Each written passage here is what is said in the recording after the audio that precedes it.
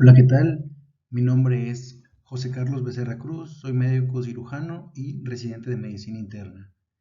El día de hoy vengo a presentarles esta guía rápida para prevención de pie diabético. Esta guía de prevención fue realizada por el Centro de Atención Integral de Pacientes con Diabetes, el cual es un centro que está adscrito al Instituto Nacional de Ciencias Médicas y Nutrición Salvador Subirán.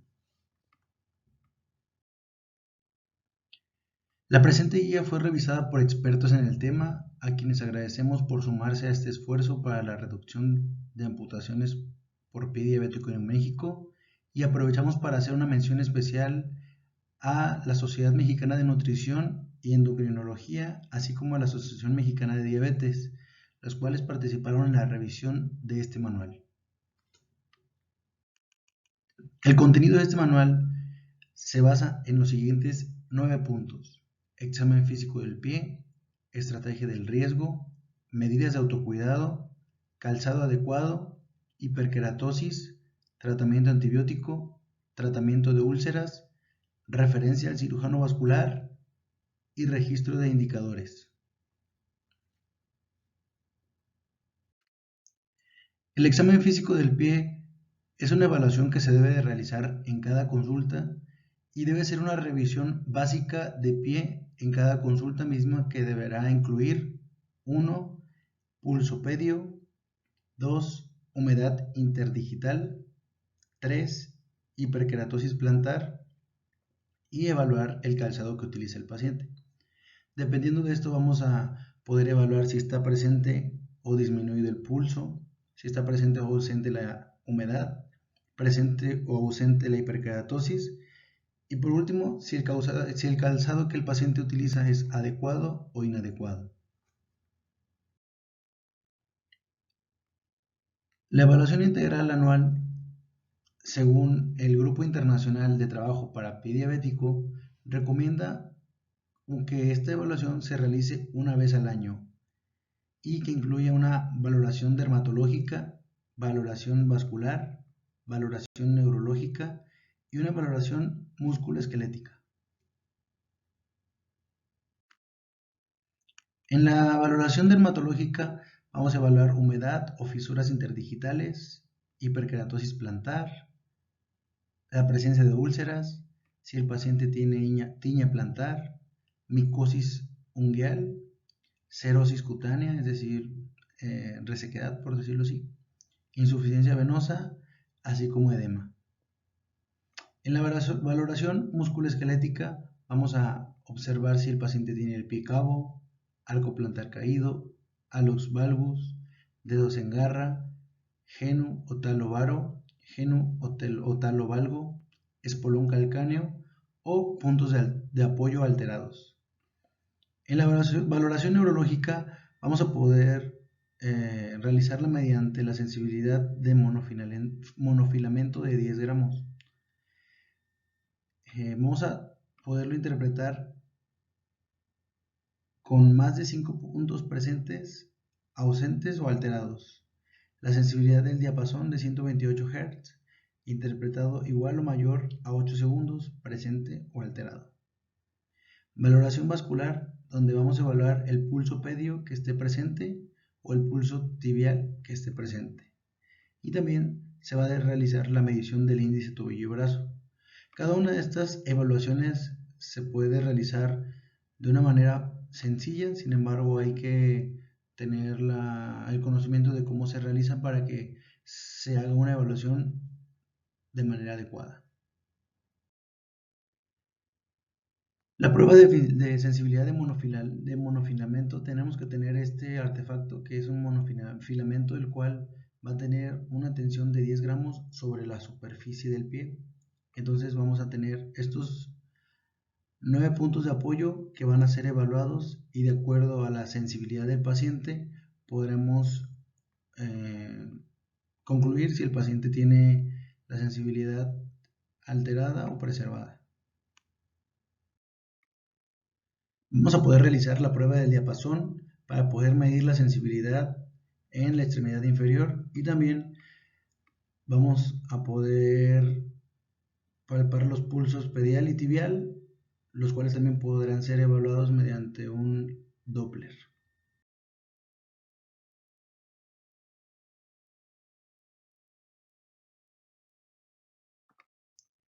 Después de realizar el examen físico del pie, es importante estratificar a cada paciente utilizando las estrategias propuestas por la IWGDF que nos orientarán para la frecuencia de las evaluaciones y el riesgo actual del paciente.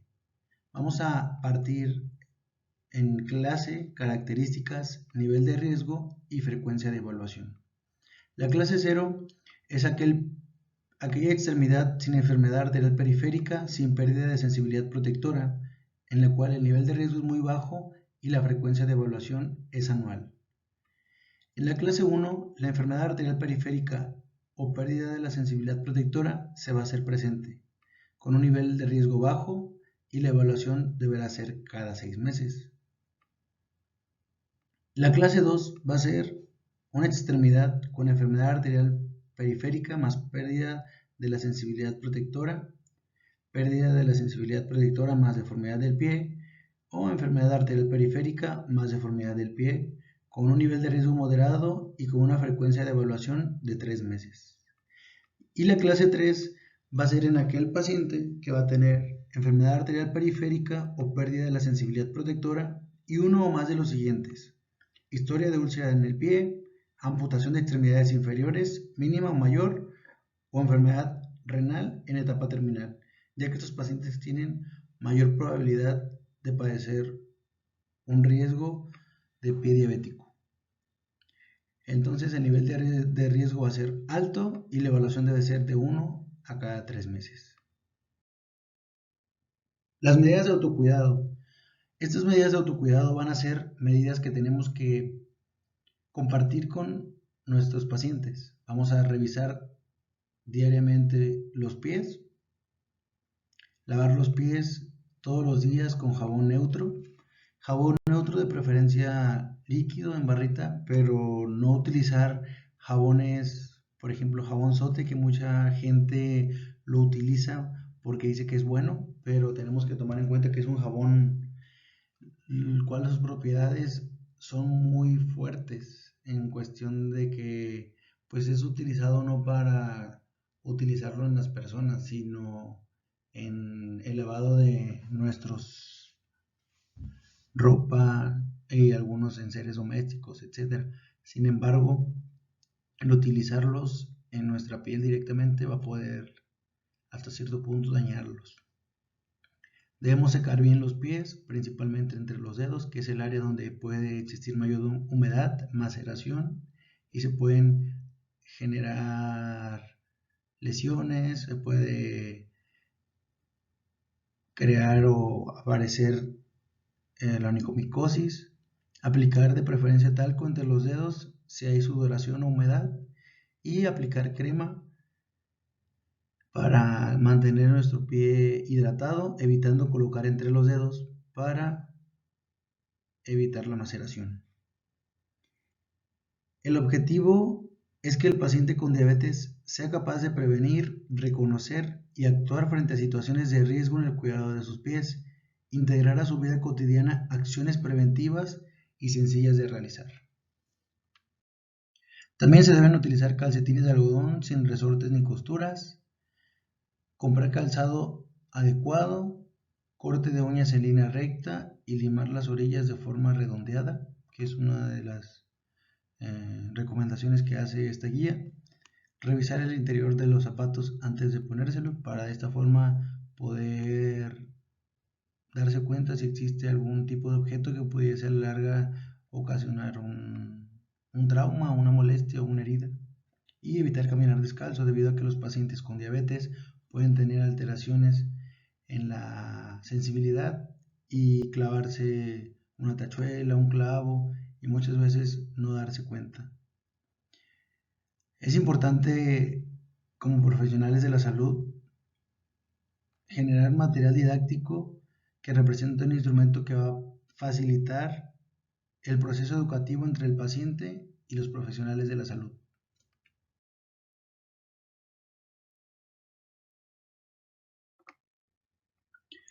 Las recomendaciones para elaborar material didáctico van a ser seleccionar y precisar la idea o mensaje principal a transmitir, distribuir imágenes de forma balanceada para lograr una presentación agradable, resaltar elementos a través de formas, tamaño, posición, color o textura, información breve y precisa, construir líneas cortas de texto, utilizar colores neutros para los textos. El texto debe estar en minúsculas a excepción de las letras capitales. Si el fondo es oscuro, utilizar un color claro en el texto. Y si el fondo es claro, utilizar un color oscuro en el texto. Colocar pie de imprenta que identifica la institución que realizó el material o el sitio donde se obtuvo la información. El calzado adecuado. Características de un calzado adecuado. La horma debe ser ancha, acorde a la forma del pie. Tacón entre 1 y 3 centímetros. Puntas redondas o cuadradas, 2 centímetros entre los dedos y la punta. Sin costuras internas que lastimen el pie. Suela ancha y de goma flexible. Material natural, de preferencia piel. Que sujete el talón y no apriete el tobillo. Y un zapato cerrado que no exponga parte del pie. De acuerdo a la estratificación de riesgo de úlceras en pies, se proponen los siguientes criterios para la prescripción de calzado en pacientes con diabetes. Recomendaciones para uso de calzado de acuerdo a la estratificación de riesgo. Bajo riesgo, todas las personas con diabetes se sugiere el uso de zapatos que se adapten a la forma del pie y los protejan, así como el uso de calcetines de algodón. En personas con riesgo intermedio, pacientes con un factor de riesgo a la exploración física, se sugiere adquisición o prescripción de calzado personalizado con o sin plantillas de descarga. Y por último, personas con alto riesgo son pacientes con dos o más factores de riesgo a la exploración física. Es indispensable la prescripción de un calzado de descarga. Factores de riesgo a tomar en cuenta para la prescripción de calzado: la pérdida de la sensibilidad protectora, enfermedad arterial periférica, deformidades del pie, historia de úlcera previa o presencia de úlcera, amputación de extremidad inferior, ya sea mínima o mayor. Ahora hablaremos de la hiperkeratosis. La hiperkeratosis se define como una hipertrofia o hiperplasia de la capa córnea por un aumento de queratina que cursa con un engrosamiento uniforme de la piel.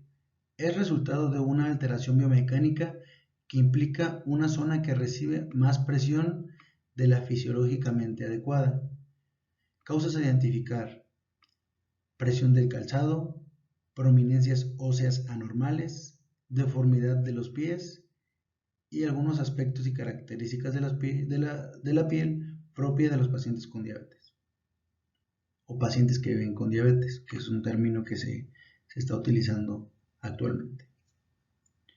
El tratamiento para la hiperkeratosis puede ser el uso de queratolíticos, la urea al 10 o al 20%, desbridamiento, deslaminación de la capa córnea con bisturí. ¿Cómo realizar un proceso de desbridamiento? Se realiza con la hoja de bisturí paralela a la zona a tratar mientras se mantiene la piel a tensión. Se va a eliminar progresivamente capas superficiales de tejido hiperkeratósico y se va a continuar hasta reducir por completo el tejido amarillento y aparezca tejido sonrosado. Todas estas técnicas se pueden ir practicando y se pueden ir valorando en algunos talleres o en algunos foros o pláticas. El tratamiento antimicótico. El tratamiento en tiña de los pies, cuerpo e ingle. Van a existir diferentes tipos de tratamiento. En este caso vamos a tener el tratamiento tópico, que es terbinafina crema, 1% 2 veces al día en el área afectada. Vamos a tener tiña de los pies, la cual va a ser de 3 a 4 semanas, y tiña del cuerpo o de la ingle de 2 a 3 semanas. El tratamiento sistémico, podemos utilizar terbinafina 250 miligramos cada 24 horas por 2 semanas. Es el método más seguro y efectivo. Se recomienda usar con precaución en pacientes con hepatopatías, que son enfermedades del hígado, o nefropatías, que son enfermedades del riñón. Es por eso que se tiene que realizar un perfil hepático o pruebas de función hepática y creatinina basal. Se toma con o sin alimentos. Los efectos secundarios principales son dolor de cabeza, alteraciones en el gusto y malestar gastrointestinal. En el caso de itraconazol, 200 miligramos cada 24 horas por una semana o 100 miligramos cada 24 horas por 14 días. La recomendación es evitar en caso de insuficiencia cardíaca o hepatopatía, monitorizar las pruebas de función hepática y recordar que se absorbe mejor con comida ácida y tomar con los alimentos. Los efectos adversos son dolor de cabeza y malestar gastrointestinal. El tratamiento para onicomicosis. La onicomicosis se caracteriza por un engrosamiento o fragilidad de las uñas, presencia de estrías con coloración amarillenta o café oscuro. Debemos recordar que no toda aquella coloración amarillenta o café oscura en las uñas va a ser hongo como tal, debido a que se dice que existen alrededor de 100 enfermedades en las uñas y cada una se debe de distinguir de la otra, haciendo diagnósticos diferenciales para tratar adecuadamente aquel padecimiento que sea onicomicosis y no estar tratando algo que pensamos que es onicomicosis y en realidad es otra enfermedad. Entonces, el tratamiento tópico vamos a tener amorofilina solución al 5%, el nombre comercial es Loceril, una vez por semana por 9 a 12 meses, que es el tiempo que tarda la uña en crecer en un 100% desde la matriz. Las recomendaciones es limar la uña y limpiar previo a la aplicación. Si se usa junto con tratamiento sistémico puede haber mayor tasa de éxito. El ciclopirox solución al 8% se llama Neogermox. Es de uso nocturno por 48 semanas. La recomendación es limar periódicamente y aplicar sobre la uña afectada 5 milímetros de la piel que rodea la uña y por debajo de la uña si es posible. Y debemos limpiar con alcohol una vez por semana.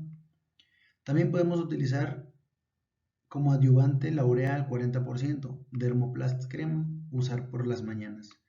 La recomendación es aplicar en las uñas para ablandarlas, lo tenemos que aplicar con guantes y es un tratamiento adyuvante a la amorofilina y al ciclopirox. Tenemos que tomar en cuenta que estos medicamentos son aceptados por la COFEPRIS, entonces no vamos a tener ningún problema por utilizarlos. El tratamiento sistémico de la onicomicosis es terbinafina 250 miligramos cada 24 horas por 12 semanas, es decir, 3 meses. La recomendación es realizar pruebas de función hepática basales y a las 6 semanas con creatinina y biometría hemática, además de pruebas de función hepática. O itraconazol 200 miligramos diario por 12 semanas. La recomendación es, si se usa en pacientes que no la toleran la terbinafina o no responden a ese tratamiento, de igual forma se pueden usar pulsos de itraconazol de 200 miligramos cada 12 horas diario por una semana, cada mes, haciendo 3 pulsos totales, es decir, repetir 200 miligramos cada 12 horas diario por una semana durante 3 meses. Debemos tener cuidado con el uso concomitante con estatinas, que son medicamentos para disminuir el colesterol y triglicéridos, por el riesgo de aumentar efectos adversos e inducción de resistencias en la levadura denominada cándida. Es por eso que tenemos que tener cuidado al momento de prescribir, ya que muchas veces no tenemos el conocimiento de cómo funcionan los medicamentos y podemos producir un daño a nuestros pacientes. Las medidas generales en infecciones micóticas van a ser las siguientes. En caso de haber ampollas asociadas a tiña, debemos utilizar fomentos de agua o con manzanilla al tiempo, 2 veces al día, por 10 a 15 minutos hasta que las ampollas se sequen. Debemos tratar las infecciones bacterianas agregadas con antibióticos tópicos o sistémicos. Tenemos que tener cuidado y utilizar medidas generales como zapatos con forro de piel, calcetines de algodón y una toalla exclusiva de pies. Utilizar polvos antimicóticos y amorofilina para evitar recurrencia en uñas. También es importante evitar cremas combinadas como clotrimazol con betametasona o gentamicina, como es el Barmisil y otros nombres de medicamentos comerciales, ya que el uso de estos medicamentos combinados únicamente va a lograr empeorar el estado del pie y va a modificar las lesiones. Si no hay respuesta a través de esas medidas generales, tenemos que referir a un dermatólogo, a un médico especializado, ya que existen múltiples enfermedades que se ven similares a infecciones micóticas, pero que no son infecciones micóticas. El tratamiento de úlceras. En esta sección número 7 hablamos un poco acerca de las úlceras que se generan en pie diabético. El factor de riesgo para el desarrollo de estas úlceras va a ser que el paciente tenga complicaciones microvasculares, como la retinopatía y nefropatía diabética. Que el paciente tenga un pobre control glucémico, es decir, hemoglobina glucosilada mayor a 9. El paciente presente tabaquismo, enfermedad arterial periférica, uso de calzado inadecuado y que tenga una edad avanzada, así como una duración de diabetes mayor a 10 años, son pacientes que tienen mayor riesgo de desarrollo de úlceras. En el diagnóstico de úlceras se requieren los siguientes estudios: biometría hemática, química sanguínea, electrolitos séricos, BCG y cultivos para microorganismos aerobios y anaerobios de tejidos profundos o biopsia de hueso, así como radiografía o resonancia magnética.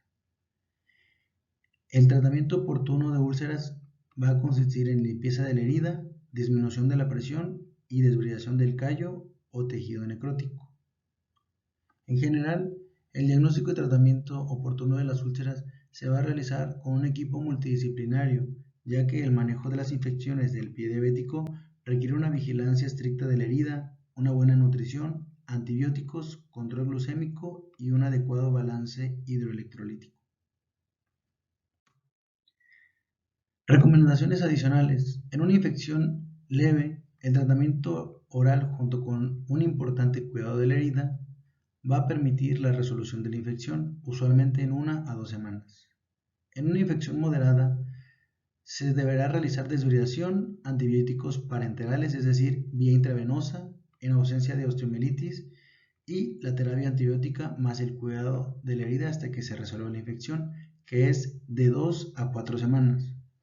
Y si la infección es severa, se va a resecar, es decir, retirar y permitir que se tenga un área completamente sana, y se va a requerir antibiótico haciendo 1 semana más de las previamente mencionadas en la infección moderada.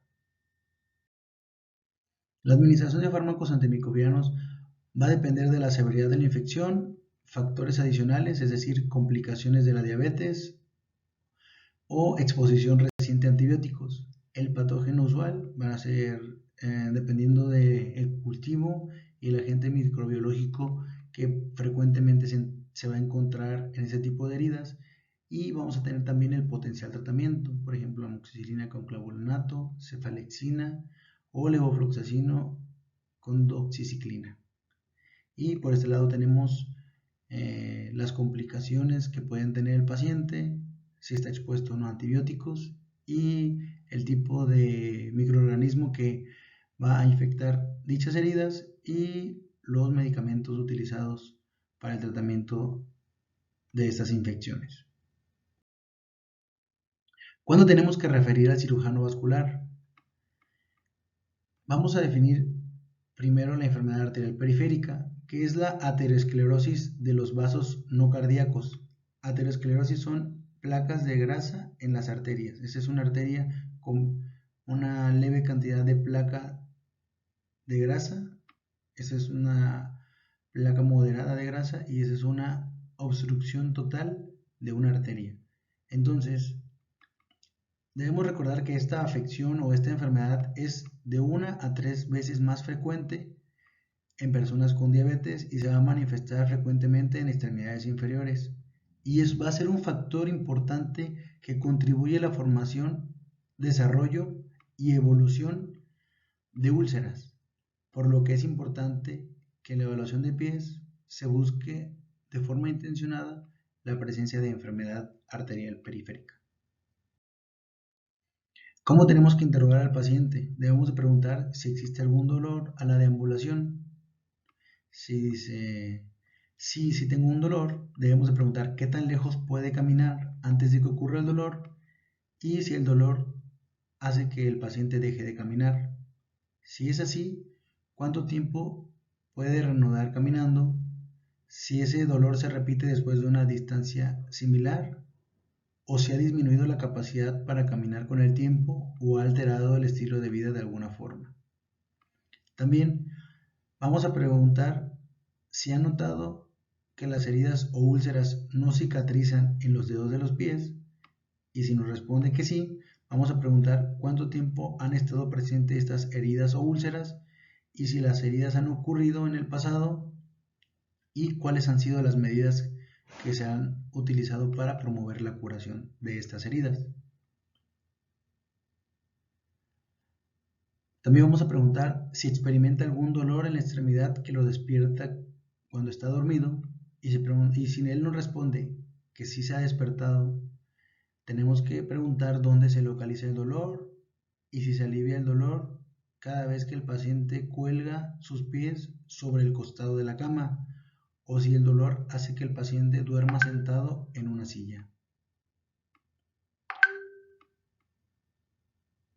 La mayoría de los pacientes cursan asintomáticos. Cuando ya presentan síntomas es porque están descompensados, por lo tanto la referencia debe ser inmediata. Tenemos que recordar que al valorar el índice tobillo-brazo, si el resultado es menor a 0.9 o mayor a 1.3, es importante referir al angiólogo para una valoración vascular más completa. Por último, el registro de indicadores. Será importante llevar un registro que permite cuantificar el impacto de la intervención que se llevará a cabo y a continuación les vamos a dar un ejemplo práctico de estas intervenciones. Es importante mencionar que la revisión de pies se debe hacer de manera obligatoria en cada consulta médica o podológica, teniendo como indicador de calidad el 80% de los pacientes con revisión de pies. Vamos a tener indicadores con características específicas, por ejemplo, pulsos pedios presentes o alterados, humedad interdigital presente o ausente, onicomicosis presente o ausente, micosis plantar presente o ausente, hiperkeratosis plantar presente o ausente, si el paciente cuenta con calzado adecuado, sí o no, si cuenta con úlceras o contó con úlceras, sí o no, si ha estado hospitalizado por pie diabético, sí o no, si ha presentado amputaciones, sí o no, y el nivel de riesgo, de acuerdo a las características que tenga su extremidad inferior.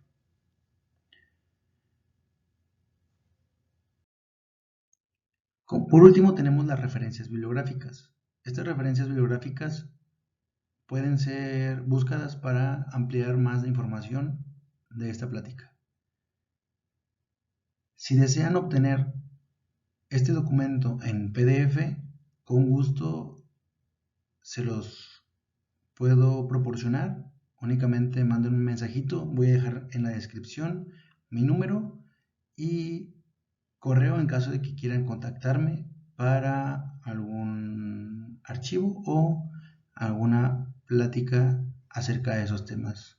Muchas gracias.